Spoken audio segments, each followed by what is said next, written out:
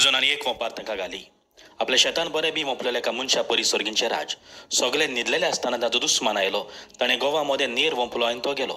शेत वाळून कोणसां येतूच नीरूय दिश्टी पडलो. घरकाराच्या वावराड्यांनी ताचे सरशी येवन अशें म्हणलें, दुनिया तुज्या शेतान तुवें बरें बी मोपलेलें न्हय, तूं तातूंत नीर हुंयचो आयलो. ताणें अशी ताका जाप दिली. हे दुस्मानान केलेलें काम.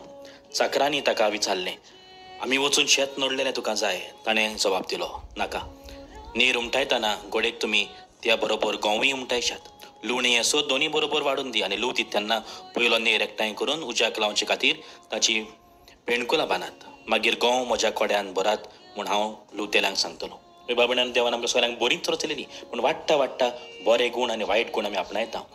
देव काडचो ना हे वायट गूण, आमी काडूंक जाय. आमचे भितर तर वायट गूण येयल्यात जाल्यार आमी ते काडुया आनी शेवटाक आमी तयार रावया बरे गूण घेवन, तेन्ना आमी स्वर्गार वेतले.